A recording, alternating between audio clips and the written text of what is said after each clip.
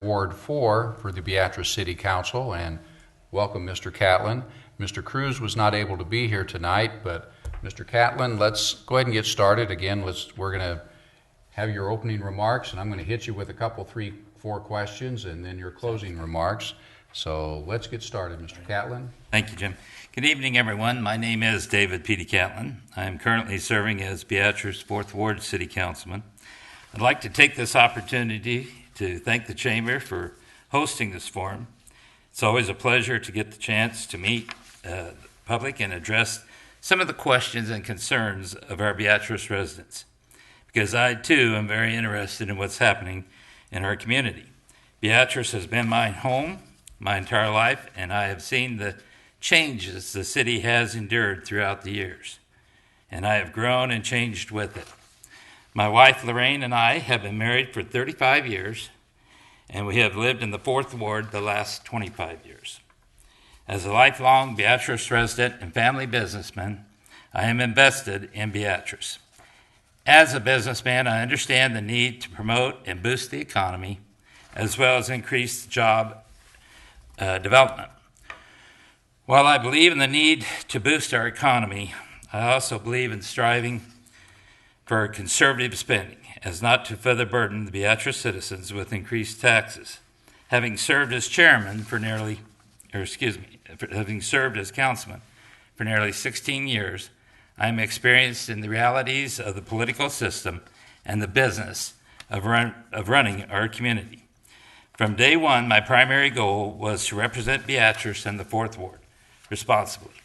I have strived to help the people I represent at any time, on any day, and will continue to be committed to the residents of Beatrice in the future. Thank you. Thank you, Mr. Catlin. I'm going to hit you up with some of the topics that we hit up some of the other candidates for the City Council. Let's start with this one.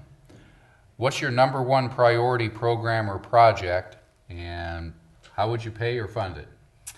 It was touched on very lightly, and it's something that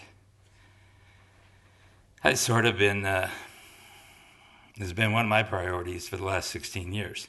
And that is when we look at through every budget year that we go through, and this has probably been one of the toughest, I think one of our main priorities that we have to look at, and that is our infrastructure. You can just drive up and down our streets, look at the water breakage that we had this past summer. Our sewer systems have aged, and what I think the public has to understand is that with our rate increases, there isn't enough increases. We can never increase things enough to offset the replacement, a lot of those lines and stuff. So what we need to address is our infrastructure in every shape and form of it, but address how we can be creative enough to come up with the different ways of funding, whether it be passing a bond issue, whatever it takes, we're going to have to look at. And these are some serious questions that are going to be facing us coming up this next budget year. So that's what I would look at, is the infrastructure is my top priority. Thank you, Mr. Catlin. Let's hit this question. Is there a program, project, service, or department within the city that you think needs either some significant changes or changes of any way? There possibly might be some things that we can do for realignment.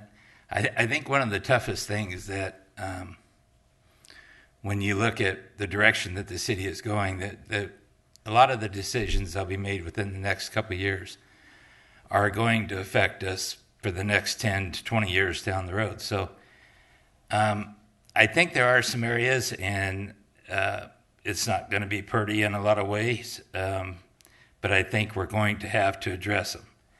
And whether it's realignment of some different departments, changing personnel, whatever, there's things going to have to be addressed. And I really look, even if I'm not here, whoever's sitting with these seats are going to have some pretty tough problems to solve. And I think it's going to be one of the toughest budget years coming up. And we'll have to look at the creative ways to try to offset some of those. Thank you, Mr. Catlin. Let's hit this one. Do you feel something should be done to improve code enforcement, particularly regarding absentee owners or even owners that live here? I think you have to, I think they can be changed, or hopefully they can be changed to address the problems that we have with them. We have to be able to give our attorney, if there's a way, shape, or form to do it, the authority to change what has to be changed to make their job easier to enforce. But I think you also have to look at the citizen's view too, and that is where you have to, if we can, whatever we put in place is flexible enough to be able to work with those people in some way, shape, or form to bring the buildings up to code or the properties, whatever it may be, but have that flexibility within the system to make it sort of work for everybody. Thank you. Let's try this one. The city has had several major community improvements over the last 2, 5, and 10 years. The library, high school, water park, and name several of them. What do you envision should be or could be the next major community improvement that the city could be involved in?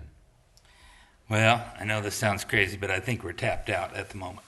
I think when you start looking back what we said that was discussed earlier or throughout the whole evening to a degree, the infrastructure.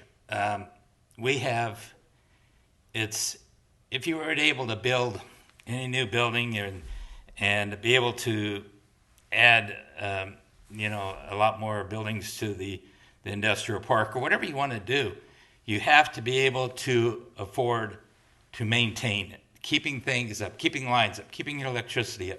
All these things seem to get not necessarily misplaced, but it's not that quite important. When you come in, you flip the lights, wow, the lights come on. There's not a problem until you flip that switch and the lights don't come on. So I think I harp on it a lot, but it's really something that I think has to be addressed. Maintaining what we have, preserving some of the old structures that we, like with Carnegie and some of the things we've done there, those are the neat things. But we've got to be able to maintain and take care of it so when something does go bad, you're not completely major overhauling it. You're doing the patchwork to keep it up, but with a vision of maintenance down the road. Thank you, Mr. Catlin. Let's try one last one before we go to closing. Economic development has been discussed and sometimes debated with the city and other local entities. In your opinion, what should be the role of the city in funding economic development using tax dollars? Well, through the gracious voters of the 4th Ward, I've been around long enough to see the good, the bad, and the ugly. But I think we're on the right track now. I think with what is placed with our new organization, I think with time and the support from the community and the support from the public. But I also, I go back and harp on, economic development, in my opinion, starts right here at home. With every dollar that we can spend here locally, I think that just builds your home base up that much stronger. It's hard to be able to reach out and do a lot of the things that we'd like to do if we don't have the home base solid. Sure, you'd like to make everything look pretty, but pretty costs money. And you got to make sure you got the dollars to be able to pay for the cost of those, the infrastructure, property, whatever you have to do, you got to have the dollars to do it. And those dollars start right here when we keep our dollars in Beatrice. So I think that's where it starts at home here. And once you get a good solid base, then you can reach out to the other things that need to be done. But I think that's where we're at right now. Thank you, Mr. Catlin. Let's take this time to, if you want to provide some closing remarks and close up this forum for the evening. Thanks, Jim.